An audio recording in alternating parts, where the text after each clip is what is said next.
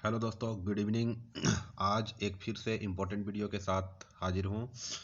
आज की वीडियो में मैं बात करने वाला हूँ कि अगर आपकी वर्कशॉप, आपके गाड़ी का जो इंश्योरेंस है और जिस वर्कशॉप में आप काम कराने जा रहे हैं उस कंपनी के साथ आपकी वर्कशॉप अगर कैशलेस नहीं है तो क्या करना है। If your insurance is not cashless, ठीक है। मोस्टली जितने भी, क्योंकि मैं खुद ही इंश्योरेंस का हेड हूँ, तो मेरे पास जितने ही कस्टमर्स आते हैं वो नॉर्मली ये कह के आते हैं कि हमें जो इंश्योरेंस मिला है वो कैशलेस वाला मिला है, ठीक है। उसके एजेंट उनको बोल के देते हैं कि ये कैशलेस है। और फिर आप अगर पॉलिसी बाज़ार से भी अगर मोस्टली इंश्योरेंस लिया जाता है कि तो वहाँ लिखा जाता है कि ऑल ओवर इंडिया कैशलेस। जी डेफिनेटली कैशलेस रहता है पॉलिसी बाज़ार का, लेकिन कुछ सेलेक्टेड गैरेजेज, सेलेक्टेड वर्कशॉप के साथ कैशलेस नहीं रहता है, वो ध्यान रखने की ज़रूरत है। आप पॉलिसी बाज़ार के साइट में, अगर पॉलिसी बाज़ार से लिए हैं तो उसके साइट में जाके कैशलेस गैरेज के कॉलम में जाके देख सकते हैं कि जिस गैरेज में हम जा रहे हैं वो उस इंश्योरेंस के साथ कैशलेस है या नहीं। तो उसी जो नॉन कैशलेस इंश्योरेंस है उसी के संबंध में आज चर्चा करूंगा, कैसे क्लेम मिल पाएगी, क्या प्रोसेस होगी, क्या करना होगा, ठीक है। तो क्या होता है कि कस्टमर विजिट करते हैं और सारी बातें बताने के बाद कि सर हमारा वर्कशॉप कैशलेस नहीं है, तो मोस्ट टाइम कस्टमर कंप्रोमाइज कर जाते हैं उस वर्क से जो वर्क वो कराने आते हैं। अगर बम्पर मान लेते हैं, एग्जांपल के तौर पे बम्पर अगर फटा हुआ है, ठीक है, और कस्टमर आते हैं वर्कशॉप, अगर पता चलता है कि कैशलेस नहीं है तो फिर क्या करते हैं, वो चलने देते हैं, ठीक है। देखिए, सबसे बड़ा यही कारण होता है कि जिस ब्रांड के साथ जो इंश्योरेंस कंपनी कैशलेस नहीं होती है, तो इस तरह से कस्टमर अगर कंप्रोमाइज़ कर लेते हैं, इसका मतलब क्या है कि इंश्योरेंस कंपनी के लिए रिस्क कम है। तो इस वजह से जिस ब्रांड के साथ जो कंपनी टाई अप में नहीं है वो थोड़ी सी चीप इंश्योरेंस प्रोवाइड करती है, ठीक है। तो ऐसे कंडीशन में घबराना नहीं है। हम कुछ ट्रिक बताएंगे, कुछ स्टेप्स बताएंगे, उसको फॉलो करेंगे और आप इजीली नॉन कैशलेस क्लेम को भी ले सकते हैं, ठीक है।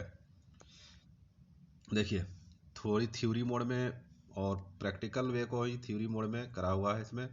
देखिए, you should not to worry even your insurance is not cashless, follow below step to fix your vehicle accidental in minor accidental और minor repair job in insurance. क्या करना होगा कि कोई भी घटना दुर्घटना है, आपका इंश्योरेंस भले कैशलेस ना हो, कुछ स्टेप्स फॉलो कीजिए और क्लेम का पेमेंट लीजिए अपने अकाउंट में, ठीक है। कैशलेस नहीं होता है तो क्या होता है, क्लेम पेमेंट कस्टमर के अकाउंट में जाता है, ठीक है। तो क्या करना होता है, आप वर्कशॉप में विजिट करें, ठीक है। और वर्कशॉप में जो क्लेम के एग्जीक्यूटिव होते हैं, हर वर्कशॉप में क्लेम के सेपरेट एग्जीक्यूटिव होते हैं, उससे आपको बात करनी है, ठीक है। और उससे सजेशन लेनी है क्या करना है हमारा, अगर पॉलिसी कैशलेस नहीं है, ठीक है। अगर फिर भी आपको कोई कन्फ्यूजन होता है तो हर वर्कशॉप में बॉडी शॉप मैनेजर्स एक पोस्ट होता है, उससे आप मिलेंगे, वो बेस्ट ज़रूर सजेस्ट करेंगे आपको, ठीक है। तो अब स्टेप्स जानने का प्रयास करते हैं कि आखिर क्या क्या स्टेप्स होता है क्लेम को लेने के लिए नॉन कैशलेस के केस में। क्या है कि आप वर्कशॉप विजिट करेंगे और नॉन कैशलेस में क्या होता है कि पेमेंट आप वर्कशॉप को करते हैं और उसके बाद इंश्योरेंस कंपनी आपके अकाउंट में देती है। तो ये जानना बहुत ज़रूरी है कि आप क्या काम करा रहे हैं और कितने खर्चे का करा रहे हैं, मतलब आपको एस्टिमेट लेना होगा, ठीक है। अगर कैशलेस गैरेजेज होती है तो क्या होता है कि मान लेते हैं जीरो डेप इंश्योरेंस है तो कस्टमर की वो 1000 या 2000, अगर 1.6 सीसी की गाड़ी है तो उस तरह एक डिफरेंस अमाउंट दे के कस्टमर को अपनी गाड़ी ले जाना होता है, तो वो एक छोटी लाइबिलिटी होती है। और नॉन कैशलेस में क्या होता है, एक बड़ी लाइबिलिटी होता है, तो हर एक खर्चे को आपको जानना पड़ेगा, इसलिए आपको सबसे पहले एस्टिमेट ले लेना है। जब एस्टिमेट आप बनवा लिए तो क्या करना होता है कि जैसे आपने गाड़ी विजिट कराया, क्लेम एग्जीक्यूटिव देखें, आपने एस्टिमेट लिया, तो एस्टिमेट क्लेम एग्जीक्यूटिव क्या करेंगे, उस जो व्यू है, जो उसका ऑब्जर्वेशन, उसके आधार पे सिस्टम से, कंप्यूटर से वो बनाएंगे। देखिए, मैनुअल मिस्टेक कभी हो सकती है, अगर वो सिस्टम से बनाया हो सकता है एक पार्ट छूट गया हो, तो उसको क्या करना है कि दोबारा आप रिक्वेस्ट करेंगे क्लेम एग्जीक्यूटिव को कि चलिए गाड़ी के पास और हमें बता दीजिए एस्टीमेट में कौन सी पार्ट या कौन सी लेबर किसके लिए है, गाड़ी में दिखा करके। उससे क्या होगा कि जब गाड़ी में वो मैच कराने जाएंगे तो जो छूटा हुआ पार्ट्स या लेबर होगा उसको फिर से एस्टीमेट में ऐड करा जा सकता है, ठीक है। और कुछ चीज़ें कभी कभार जो वर्कशॉप के एग्जीक्यूटिव होते हैं छोटी मोटी स्क्रैच को भी एस्टीमेट में डाल देते हैं। अगर आपको लगता है कि ये स्क्रैच हमारा चल जाएगा, नहीं अभी कराएंगे, तो उसको आप वहाँ हटवा सकते हैं, ठीक है। तो फिजिकल वेरिफिकेशन एस्टीमेट के साथ करना, गाड़ी का फिजिकल वेरिफिकेशन एस्टीमेट के साथ करना बहुत ज़रूरी है, नॉन कैशलेस में खास करके। सम पार्ट्स और लेबर में अनवांटेड, देखिए बताया ना कि जो आपकी ज़रूरत की नहीं है, हो सकता है कि ये काम आपको नहीं कराना है, वो इंक्लूड हो गया हो, और जो आपको मेन काम कराने आपने आया है वो छूट गया हो, तो फिजिकल वेरिफिकेशन में वो क्लियर हो जाएगा। हाँ, अब बात करते हैं एस्टीमेट जब क्रिएट हो गई तो अगर आपका इंश्योरेंस कंपनी अगर पीएसयू में से है, पीएसयू का है तो गवर्नमेंट बॉडी जो है पब्लिक सेक्टर यूनिट, तो 4 कंपनी इंडिया में पीएसयू है जो इंश्योरेंस कंपनी है। इसका नाम भी मैंने लिखा है, national, oriental, the new India और यूनाइटेड इंडिया इंश्योरेंस। ये अगर 4 कंपनी में से आपका एक इंश्योरेंस है तो थोड़ा सा स्टेप यहाँ चेंज करना होता है। ऐसे केस में क्या करना होगा, एस्टीमेट ले करके और कुछ डॉक्यूमेंट्स, वो भी मैं डिस्कस करूंगा, कुछ डॉक्यूमेंट्स ले करके आपको विजिट करना होगा उनके ब्रांच में। जिस वर्कशॉप में आप गाड़ी दे रहे हैं उससे नज़दीकी ये 4 कंपनी का अगर ब्रांचेज है तो वहाँ आपको विजिट करना है। मान लेते हैं आपका नेशनल इंश्योरेंस का इंश्योरेंस है तो आपको नेशनल के ब्रांच में जाना होगा, वहाँ एस्टीमेट सबमिट करना होगा, डॉक्यूमेंट्स वहाँ से ली जाएगी कि ड्राइवर का लाइसेंस लिया जाएगा, घटना कैसे हुआ वो वहाँ मेंशन करवाएगा, ठीक है, और कि कैसे हुआ, किस टाइम हुआ, किस डेट में हुआ, ये सब चीज़ें बेसिक डिटेल भर करके क्लेम फॉर्म में वहाँ से क्लेम इंटीमेट कर दिया जाएगा। और मतलब 24 आवर क्या कहिए, अगर छोटी क्लेम आपकी है तो सेम डे सर्वेयर डिपुट कर दिया जाएगा। 1 लाख से नीचे वाले क्लेम में, 1 लाख से ऊपर में हो सकता है अगले दिन सर्वेयर डिपुट कर दे, ठीक है। अब मैं जैसा कि इसमें बताया कि आपको इसके ब्रांच विजिट करनी है, तो इसका मतलब बिल्कुल नहीं है कि ये ऑनलाइन क्लेम एक्सेप्ट नहीं करते हैं। ये सब जो कंपनी है काफ़ी अपग्रेड ये भी हुए हैं और ऑनलाइन क्लेम भी एक्सेप्ट करती है, लेकिन टाइम लग सकता है। ऑनलाइन क्लेम करने में क्या है कि आप ऑनलाइन क्लेम करेंगे, क्लेम नंबर जनरेट होगा। बहुत बार क्या है कि जो ब्रांच है वो ऑनलाइन में एलोकेट नहीं हो पाता है, लोकेट नहीं हो पाता है, तो उस वजह से वो क्लेम ऑनलाइन में ही रह जाता है। मैंने खुद ही ऑनलाइन मोड से न्यू इंडिया का इंश्योरेंस का क्लेम लिया था, ठीक है। और फिर एक कस्टमर्स का जब ऑनलाइन हुआ था क्लेम तो 2-3 दिन लग गया उसके सर्वे डिप्यूट होने में। तो बेस्ट तरीका है और इस तरह मतलब ये 4 पीएसयू सरकारी कंपनी में आप अगर क्लेम कर रहे हैं तो आप उसके ऑफिस में जाके करें, ठीक है। देखिए, so follow offline procedure for these companies, ठीक है। ऑनलाइन में थोड़ी लेट हो सकती है। हाँ, अगर ये चारों कंपनी में से अगर ये 4 कंपनी में से नहीं है आपका इंश्योरेंस कंपनी तो रेस्ट आर प्राइवेट कंपनी, ये 4 ही पीएसयू है, बाकी सब प्राइवेट कंपनी है, ठीक है। तो ये प्राइवेट कंपनी का, सारे प्राइवेट कंपनी में क्या है कि उसकी क्लेम फैसिलिटी है वो ऑनलाइन है, सारे का क्लेम इंटीमेशन ऑनलाइन है। और इस प्राइवेट कंपनी में आपको ब्रांच विजिट करने की ज़रूरत नहीं है। बस करना यह है कि सबसे पहले तो वर्कशॉप एग्जीक्यूटिव से आपको गाइडलाइन ले लेना है और आपको कुछ डॉक्यूमेंट्स रेडी रखना है। देखिए, इन कंपनी के पॉलिसी में, ये जो जितने प्राइवेट कंपनी पॉलिसी है, सरकारी में भी टोल फ्री नंबर होते हैं, लेकिन मैंने बताया कि ऑनलाइन करने में थोड़ी लेट हो सकती है। बट प्राइवेट कंपनी में आप टोल फ्री नंबर के जरिए या उनके वेबसाइट के जरिए आप क्लेम इंटीमेट कर सकते हैं। तो क्लेम इंटीमेट करने के लिए मान लीजिए प्राइवेट कंपनी में आपने कॉल लगाया, तो कॉल लगाने से पहले ये सब जानकारी आप जरूर सामने रख लें। क्या?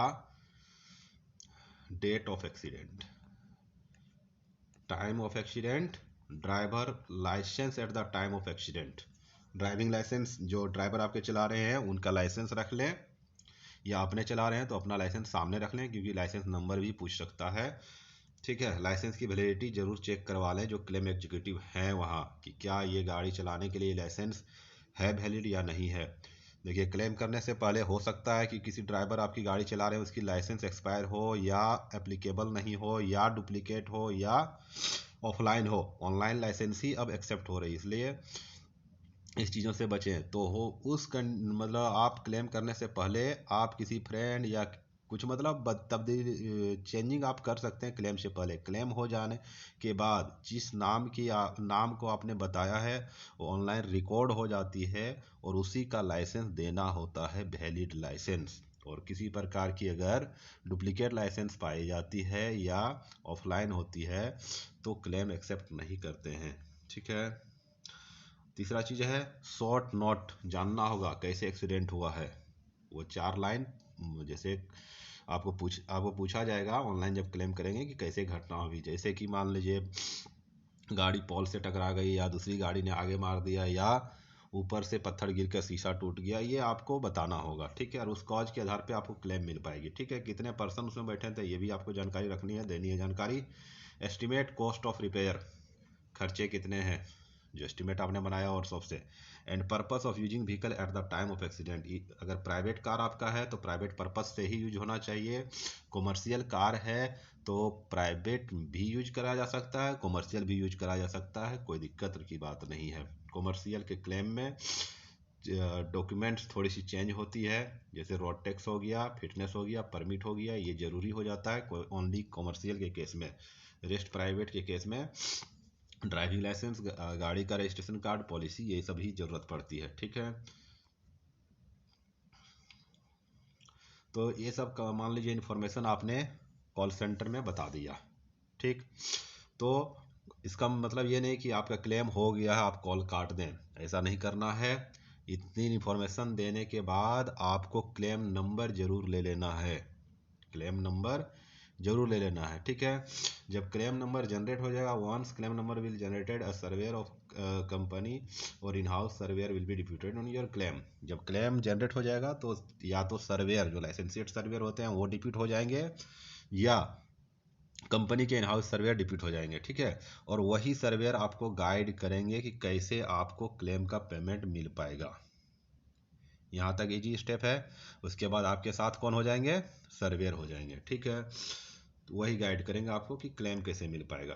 तो सर्वेयर क्या करेंगे, आपकी गाड़ी को इंस्पेक्ट करेंगे कि क्या डैमेज है और क्या कॉज है। जैसे आपने मान लीजिए लिख दिया कि गाड़ी जो आगे की ट्रक है उससे पत्थर छिटक करके हमारी गाड़ी के शीशे पर लग गई, इसका मतलब क्या है, केवल शीशा आपकी गाड़ी में डैमेज है। ठीक है, या जो भी कॉज कंसिस्टेंट डैमेज का जो आपने कारण बताया है उसके आधार पे इंश्योरेंस कंपनी का जो सर्वेयर है वो एस्टिमेट में अलाउ और डिस अलाउ कर देती है। ठीक है, अगर मान लेते हैं 20 पार्ट्स है जो आपकी गाड़ी में डैमेज है, उसमें 4 पार्ट्स अगर अलाउ नहीं किया है इंश्योरेंस कंपनी, तो आपको सर्वे हो जाने के बाद पूछना है कि क्या क्या सर अलाउ किया है। तो और जो क्या बोलते हैं और शॉप के जो क्लेम एग्जीक्यूटिव हैं उनसे भी कोऑर्डिनेट करके सर्वे होने के बाद आप पूछ सकते हैं कि क्या अलाउ किया है और क्या नहीं अलाउ किया है। जो अलाउ नहीं किया है क्या वो चलने लायक है, उससे कंप्रोमाइज़ किया जा सकता है। अगर कंप्रोमाइज़ किया जा सकता है या सर्वेयर से रिक्वेस्ट करके उसको पास करा सकते हैं, नहीं हुआ और कंप्रोमाइज़ करा जा सकता है तो वर्कशॉप पर्सन को आप गाइड करें कि ये जो काम जो नहीं अलाउ किया इंश्योरेंस कंपनी वो ना करें, ताकि क्लेम पेमेंट आपको कम नहीं आएगी। ठीक है, अगर वो क्योंकि वर्कशॉप पर्सन को जो काम कहेंगे वो कर देंगे। नॉन कैशलेस के संदर्भ में इंश्योरेंस कंपनी दे या ना दे वो कस्टमर का मैटर हो जाता है, लेकिन आपको यहाँ कोऑर्डिनेट करना है कि ओनली इंश्योरेंस कंपनी जो दिया है वही काम करना है, ताकि पेमेंट जो क्लेम पेमेंट है उसमें कोई डेविएशन ना आए। जब कंप्लीट हो जाता है काम, ठीक है, जब गाड़ी की काम कंप्लीट हो गई इतने कम्युनिकेशन के बाद, तो आपको क्या करना होगा, वर्कशॉप पर्सन से मांगना होगा कि कितना खर्चा अभी तक गया। Estimate is a different thing. Estimate क्या है, उसमें जो चीज़ें दिखी डैमेज वो एस्टिमेट में डाला गया। उसके बाद गाड़ी खुलने के बाद नट बोल्ट क्लिप और भी चीज़ें जो अगर एडेड वर्क हुआ या कुछ वर्क बना हुआ तो फाइनल जो काम हुआ उसकी बिल होती है। तो बिल का एक पहला स्टेप को बोलते हैं प्री बिल। बिल रजिस्टर हो जाने के बाद वो कैंसिल नहीं होती है। तो प्री बिल या प्री इनवॉइस आप डिमांड करें काम होने के बाद वर्कशॉप पर्सन से, ठीक है।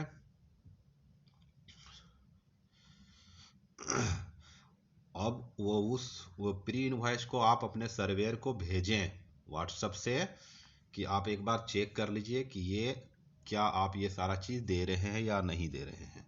तो थोड़ा क्लियर कर लें, थोड़ा नेगोशिएट कर लें। मान लीजिए कोई एक चीज़ें नहीं दे रहा है और वर्कशॉप पर्सन ने लगा दिया उसकी लेबर या पार्ट्स रेट, तो एक बार नेगोशिएट करना होता है ताकि बिल रजिस्टर पर होने से पहले आपकी सारी जो कन्फ्यूजन है या जो चीज़ें अनवांटेड लगी है तो वो क्लियर हो जाए, ठीक है। उससे पेमेंट आपका शॉर्ट होने का डर नहीं रहेगा।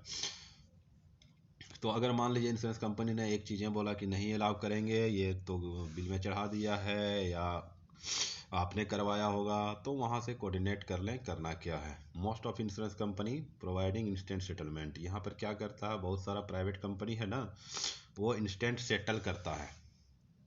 बिल दिए आज, कल पेमेंट आ जाएगा 1 लाख के अंदर का, या सेम डे पेमेंट आ जाता है। ऐसा बहुत सारा प्राइवेट कंपनी का बात कर रहा हूँ। कोई सरकारी कंपनी भी ऐसा नहीं कि पीछे है, बट मोस्टली सरकारी कंपनी का क्या होता है, सर्वेयर होता है, सर्वेयर से रिपोर्ट जाता है, थोड़ा वहाँ एक दिन लग सकता है। अगर सर्वेयर बहुत फास्ट रिपोर्ट दे दिया तो कर सकता है जल्दी में।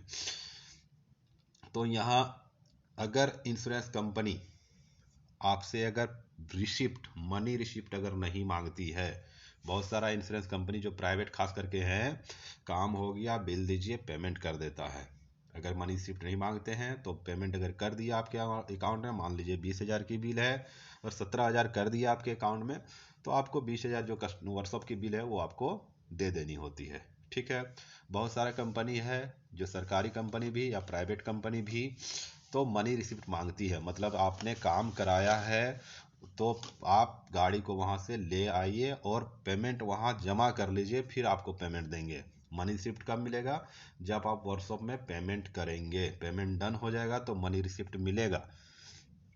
तो आप पेमेंट करके गाड़ी को ले आ सकते हैं और मनी रिसिप्ट और बिल दोनों आप इंश्योरेंस कंपनी को भेज दें, वो आपके अकाउंट में क्लेम अमाउंट को सेटल कर देंगे।